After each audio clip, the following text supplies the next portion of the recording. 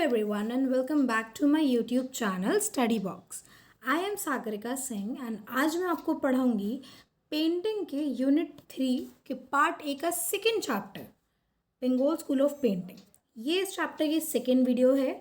जो first video है उसका लिंक आपको डिस्क्रिप्शन बॉक्स में मिल जाएगा, ठीक है। And first of all I am so sorry कि मैंने इतने टाइम से कोई वीडियो अपलोड नहीं की है। द रीज़न इज़ कि स्टडी बॉक्स जो ये हमारा चैनल है इस पर अब हमने नई और वीडियोस लाने का सोचा है जिसमें कि जो इस सब्जेक्ट से रिलेटेड नहीं है, बट या we are trying to modify the way of our teaching and for that we need some time. So that's why जो वीडियोस थी वो इतनी रेगुलर नहीं थी, बट आई विल ट्राई कि एटलीस्ट आपके एग्ज़ाम से पहले अभी तक मैं सारी की सारी वीडियोज़ अपलोड कर दूँ एंड उससे रिलेटेड जितना भी मटीरियल है पढ़ने का वो मेरे टेलीग्राम चैनल पे अवेलेबल हो जाए, ठीक है। एंड उस टेलीग्राम चैनल का लिंक भी आपको डिस्क्रिप्शन बॉक्स में मिल जाएगा। Okay, so without wasting any time let's start. Okay, इसमें हमें पढ़ना है बंगाल की पेंटिंग्स के बारे में। तो इस बार हम लोग जो पेंटिंग्स करने वाले हैं वो है टोटल 4 पेंटिंग्स, ठीक है। इस स्लाइड का स्क्रीनशॉट ले लो वरना इनकी प्रॉपर पीडीएफ आपको टेलीग्राम चैनल पे मिल ही जाएगी। ओके, सो जो फर्स्ट पेंटिंग है हमारी वो है जर्नीज एंड।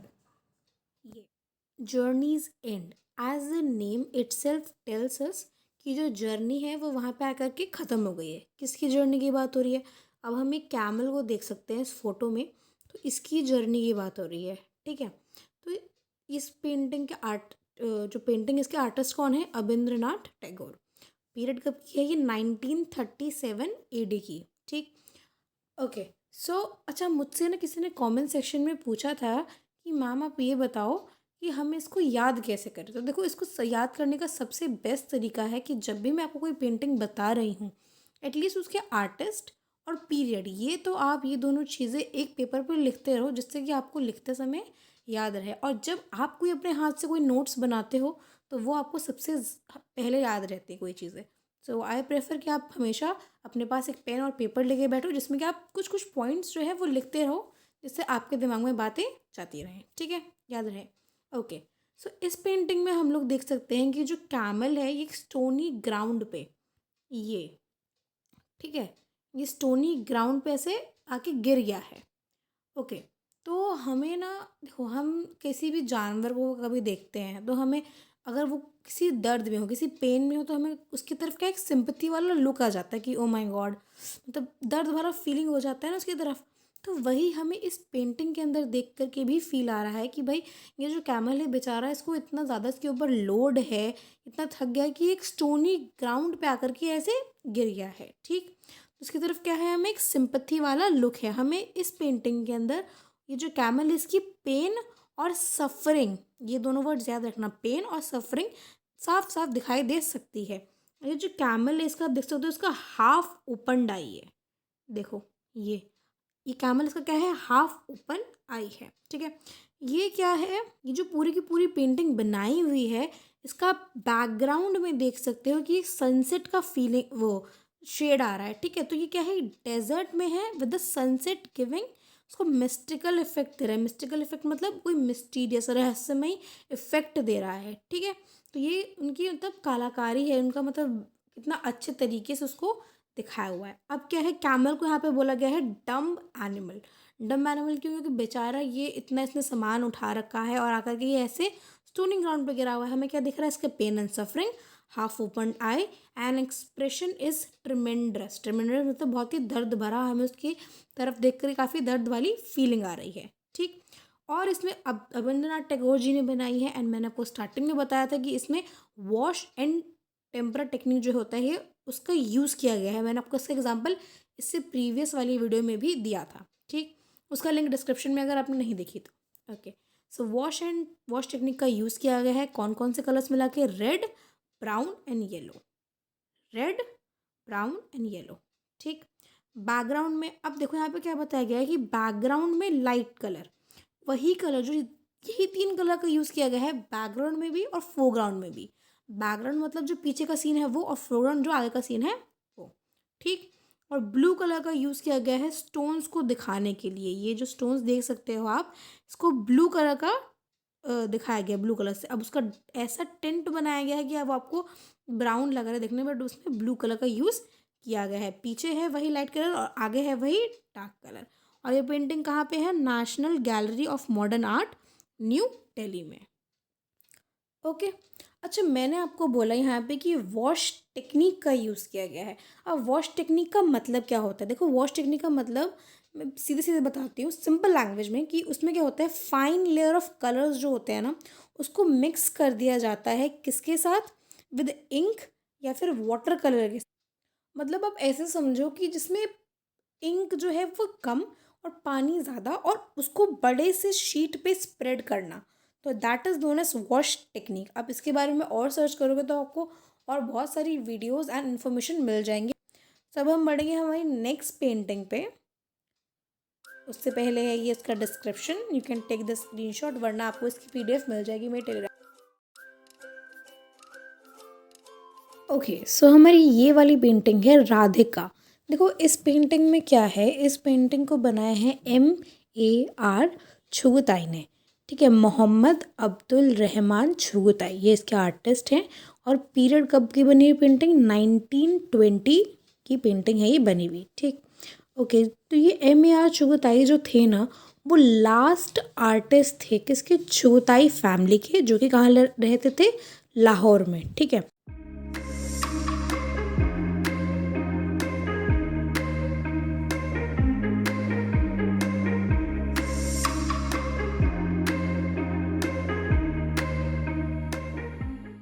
और ये MAR चुगताई जो थे, ये कौन थे? डायरेक्ट डिसेंडेंट थे उस्ताद अहमद लाहौरी के।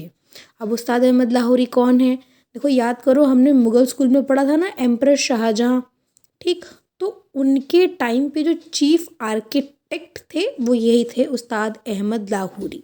जो उस्ताद अहमद लाहौरी थे ना, यही थे जो हमारा ताजमहल है ना आज, उसके आर्किटेक्ट यही थे।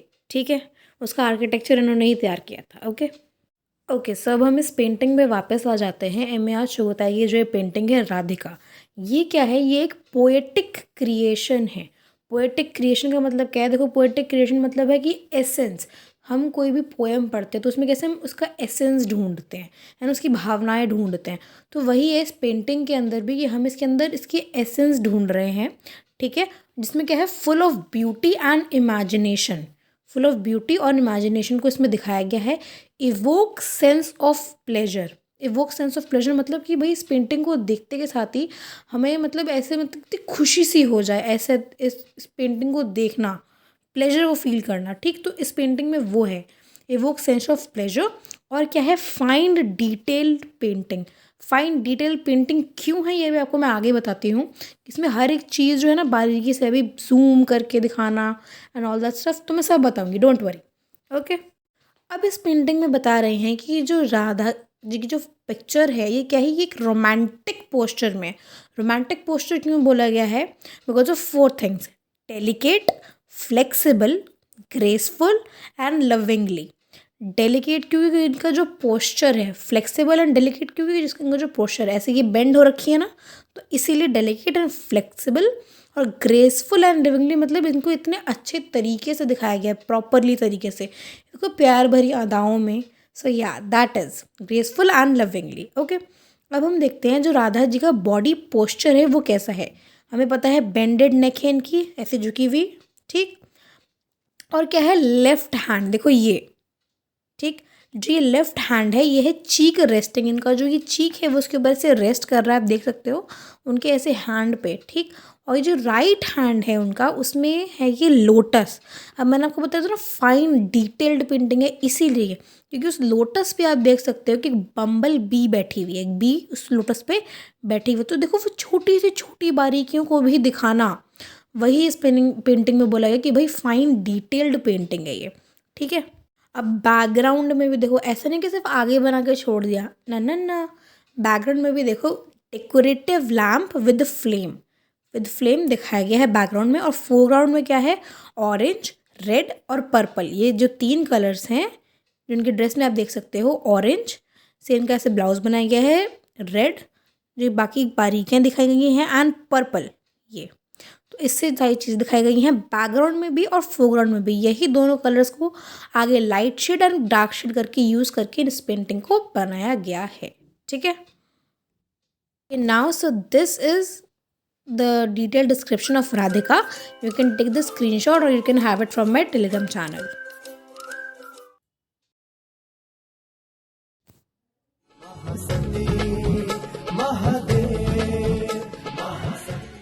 रहते तो मैं अपने पिता का मार्गदर्शन नहीं कर पाई। कदाचित मेरे मृत्यु की अग्नि का प्रकाश तुम्हारा मार्गदर्शन करे। ओके, सो अभी आपने देखी छोटी सी क्लिप। ठीक है, देखो हमने अपनी लाइफ में कभी ना कभी ये वाला एपिसोड तो कहीं ना कहीं सुना तो होगा ही। आई होप सबने सुना हो, वरना मैं बता रही हूँ अभी, डोंट वरी।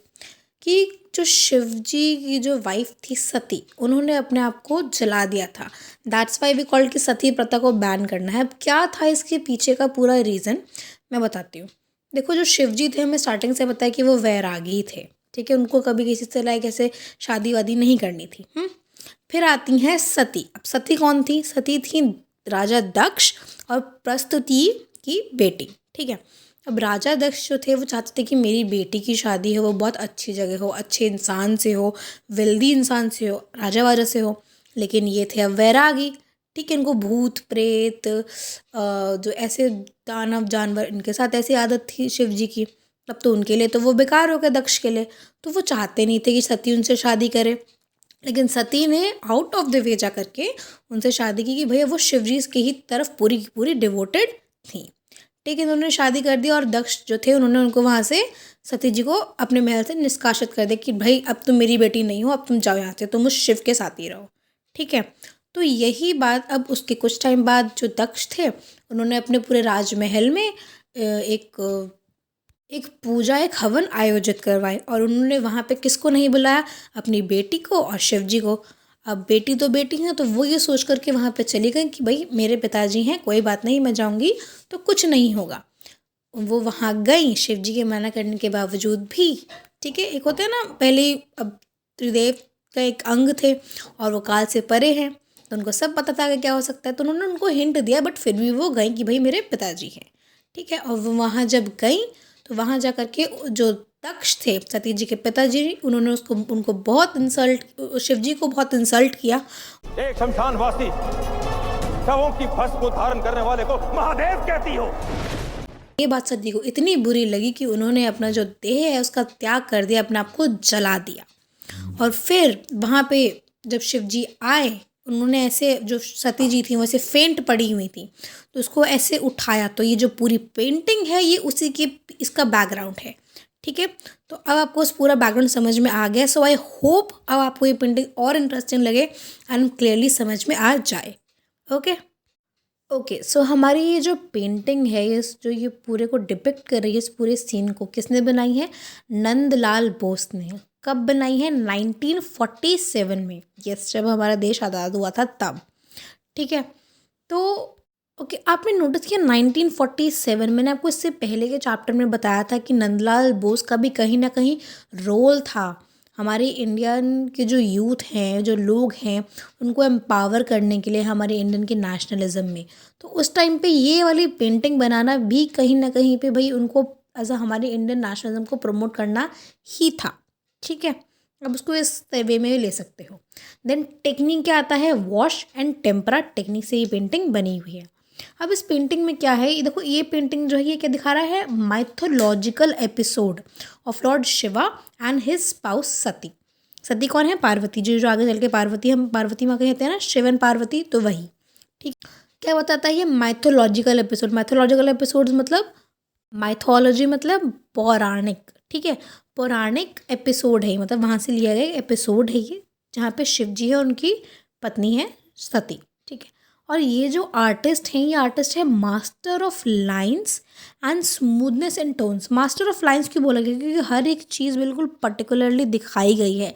भले ही उन्होंने सेमी शेड्स का यूज़ किया गया है, लेकिन वहाँ पे जो जितनी भी चीज़ें हैं वो अच्छे तरीके से दिखाई गई है, जो हमें पता चल रहा है। और क्या है? स्मूथनेस एंड टोन्स, मैंने वही बताया भी आपको कि सेम ही कलर्स दिखाए गए हैं, ज़्यादा कुछ डिफरेंट कलर्स नहीं है, लेकिन ऐसा उस चीज़ को टोन से यूज़ किया गया है कि आपको आराम से समझ में आ रहा है कि भाई ऐसा बैकग्राउंड के साथ मर्ज नहीं है ना, अलग अलग है, पता चल रहा है हमें। ओके, अब क्या शेड्स यूज़ किए गए हैं? Brown and yellow. ये जो बैकग्राउंड है ये ब्राउन एंड येलो कलर से बनाया गया है, ठीक है, जो पूरा है। और जो आगे का है फोरग्राउंड, उसमें क्या है? Violet, brown and white to show the earth, earth को दिखाने के लिए, ठीक। ये क्या है? मर्ज हो रही हैं बैकग्राउंड के साथ। फिर आते हैं हम नेक्स्ट स्लाइड पे, दैट इज़ अब आते हैं शिव जी का डिस्क्रिप्शन। अब जो शिव जी हैं यहाँ बैठे हुए उनका डिस्क्रिप्शन है। ये ऑफकोर्स सी बात है भाई, उनकी वाइफ ऐसे उनके लैप्स पे उनके ऐसे अनकॉन्शियस पड़ी हुई हैं, तो वो खुश तो नहीं होंगे, तो सैड फेस है उनका फर्स्ट। सेकंड क्या है? बोथ हाथ से उन्होंने अपने दोनों हाथ ऐसे स्ट्रेच कर रखे हैं एंड बोथ आर्म से सती जी को पकड़ा हुआ है। उनके फोरहेड पे ये आप देख सकते हो ब्राइट वाइट कलर है। हमने वो देखा है आज तक हमेशा शिव जी को, कभी हम शिवलिंग देखते हैं, शिव जी की फ़ोटो देखते हैं, हम देखते हैं ना 3 लाइन्स ऊपर है, उनके ऐसे सर पे 3 लाइन्स बनी हुई है, तो वही है वाइट कलर से वो दिख रहा है, काफ़ी दूर से विजिबल है। और क्या है? और जो सती हैं वो उनके जो लैप है उन पे से अनकॉन्शियस लाइंग है। हेयर है उनके से हेयर पे टाइड है, दैट इज़ बन बना हुआ है। और हैलो है उनके ऐसे सर के पीछे ये चीज़, ठीक है, लाइट येलो कलर का है। और उन्होंने क्या कर रखा है? वियरिंग नेकलेस पहना हुआ है उन्होंने, जैसे वो होता है ना रुद्राक्ष, वो पहनते हैं वो, तो वो पहना हुआ है। और उनके गले में क्या है? स्नेक। कौन सा स्नेक है? वासुकी। हमने पढ़ा ना वासुकी स्नेक पे उनके हमेशा राउंड हिज नेक होता है, सो वो है। अब आते हैं हम लोग सती जी के डिस्क्रिप्शन पे, पार्वती जी के। वो क्या है? अनकॉन्शियसली लाइंग है शिव जी के नीज पे, ठीक। उनका पेल फेस है। पेल फेस क्यों है भाई? क्योंकि अब तो उनकी मतलब डेथ हो चुकी है, अब क्योंकि वो उन्होंने अपने आप को ऐसे जला दिया है, उनका से पेल फेस है। और क्या है? Eyes close. और वियरिंग क्या है? नेकलेस, आर्मलेट, ईयरिंग एंड ब्रेसलेट, ठीक है। और क्या है? साड़ी का कलर, ओके, साड़ी का कलर क्या है? लाइट शेड ऑफ रेड, ये इंपॉर्टेंट है। लाइट शेड ऑफ रेड का जो कलर है ये उनकी साड़ी का कलर है। Okay, next slide. ये क्या है? ये है आपका डिटेल डिस्क्रिप्शन। ओके, सो ये है हमारी last painting, that is Meghdoot. Meghdoot मतलब, मेघ मतलब बादल और दूत मतलब जो कोई एक जगह से दूसरी जगह कोई संदेश पहुंचाता है, वो है दूत, मेघदूत। अब हमें नेम से ही पता चल रहा है कि हाँ भाई कोई बादल है कोई, और वो कहीं ना कहीं संदेश कोई पहुंचा रहा है, तो बिल्कुल सही समझ रहे हो, वही है इस पेंटिंग के अंदर, ठीक है। इसके आर्टिस्ट कौन है? राम गोपाल विजयवर्गीय। कब की ये पेंटिंग? 1961 से 1966 के बीच की ये पेंटिंग है। अब ये जो पेंटिंग है ये कहाँ से ली गई है, कहाँ से आया है? ये मेघदूत पेंटिंग की एक प्रॉपर सीरीज़ बनी हुई है, उसमें से इस पेंटिंग को उठाया गया है, वहाँ से ली गई है। अब किसके ऊपर है ये बेस्ड भाई? होता है ना कोई चीज़ हमें इंस्पिरेशन के लिए चाहिए होती है, कहाँ से है, किसके ऊपर बेस्ड है? ये मेघदूतम, जो कि एक लिरिकल पोएम है, किसमें? संस्कृत में लिखी गई है, बाय किसके? कालिदास जी के द्वारा, ठीक है। अच्छा, जो बच्चे अभी तक मेरे साथ पढ़ते हैं स्टार्टिंग, तो उनको पता होगा कि ये जो पिंक कलर से होता है ना लिखा हुआ, ये सब होता है वेरी वेरी इंपॉर्टेंट, ठीक है। तो इसको तो बिल्कुल अच्छे से याद रखना कि भाई कहाँ से लिया गया, मतलब होता है ना कि एक्स्ट्रा पॉइंट, कि हाँ भाई बच्चे को पता है ना, वो अच्छे से पढ़ के आया है, उसको पता है कि कहाँ से लिया गया एपिसोड, ठीक है, तो याद रखना। ओके, सो क्या है? अब ये जो पेंटिंग है, मैंने आपको बताया ना मेघदूत, क्लाउड मैसेंजर, तो क्या है इसके अंदर? ये जो आप देख सकते हो येलो कलर में जो इंसान बैठे हुए हैं, ये कौन है? ये है यक्षा, इनका नाम है यक्षा। इनको ना सेंट्रल इंडिया से, yes this part of our country, यहाँ से एक्सपेल्ड कर दिया गया है 1 साल के लिए। और भैया अब अपने घर से 1 साल के लिए एक्सपेल्ड कर दिया गया है, तो अब कैसे ना कैसे करके तो अपने वाइफ तक बात पहुँचानी है। अब वाइफ कौन है इनकी? अलका, जो कि कहाँ रहती है? माउंट कैलाश पे। तो इन्होंने क्या किया है, जो ये पासिंग क्लाउड है ना, जो क्लाउड वहाँ से जा रहा है, बादल, उनको बोला है कि मैं एक मैसेज दे रहा हूँ तुम्हें, तुम ये मेरी वाइफ तक माउंट कैलाश तक पहुँचा देना। तो अभी तक इस स्लाइड में यही है। तो बढ़ते हैं नेक्स्ट स्लाइड की तरफ। ओके, तो इसमें क्या है आप देख सकते हो, ये जो इंसान है, हम इसको डिस्क्रिप्शन देंगे, इनका डिस्क्रिप्शन जो पेंटिंग में है ना, बस उसको डिस्क्राइब करते जाओ, ये लिखते जाओ, दैट्स इट। जो इम्पोर्टेंट है इसमें, यक्षा क्या है? वो प्लेस्ड इन सेंटर है, येलो कलर की धोती पहन रखी है और वाइट कलर का ऐसे दुपट्टा उन्होंने ले रखा है, ठीक। और क्या है? वो बैठ करके वहाँ पे लिख रहे हैं, आप देख सकते हो उनके हाथ में ये, कि ना ये यहाँ पे कुछ लिख रहे हैं। किसके ऊपर लिख रहे हैं? पाम लीफ के ऊपर। पेपर पेन नहीं था उस टाइम पे, पाम लीफ था, ठीक है। तो वहाँ पे लिख रहे हैं किसके लिए, अपनी वाइफ के लिए, अलका जी के लिए, ठीक है। और क्लाउड को बोल रहे हैं कि भाई ये जो मैसेज है ये मेरी वाइफ तक पहुँचा दो। अब थोड़ा भाई जो इतनी बाकी सुंदर सुंदर चीज़ें बनाई पूरी पेंटिंग में, उसका भी डिस्क्रिप्शन थोड़ा बहुत दे दो। क्लाउड जो है वो ब्यूटीफुली बहुत अच्छे से बनाए गए हैं, कर्ली कर्ली क्लाउड, ठीक है। लैंडस्केप है वो बहुत इफेक्टिव है, क्योंकि देखो भाई इतनी कलरफुल पेंटिंग बनाई है, मतलब बिल्कुल हर एक चीज़ अलग अलग है, तो ब्यूटीफुली ड्रॉन है। विंड जो है, अब हमें कैसे पता चल रहा है कि हाँ भाई हवा से चल रही है, कैसे पता है कि आप जो देख सकते हैं जो यक्षा हैं उनके ऐसे ये जो है ना, ये धोती उड़ रहा है, दुपट्टा उड़ रहा है, तो उसके फ्लटरिंग से, फ्लटरिंग मतलब इससे उड़ना, उससे पता चलता है। ये पेड़ में देख सकते हैं, देखा है कभी हमने आज तक जब पेड़ हिलते तो कैसे ऐसे हिलने वाली वो आ जाती है वाइब्रेशन टाइप की, तो वो है। फिर क्या है, जो बैकग्राउंड में देख सकते हैं हम लोग, लॉट्स ऑफ रॉक्स है, और एक हट, एक झोपड़ी भी दे रखी है, ठीक है। ये झोपड़ी है और बहुत सारे पत्थर हैं। और क्या है, आगे देख सकते हैं वाटर स्ट्रीम, ये वाली जगह, तो वाटर स्ट्रीम भी है, ठीक। अब नेक्स्ट स्लाइड, ये क्या है, ये है इसका डिटेल डिस्क्रिप्शन।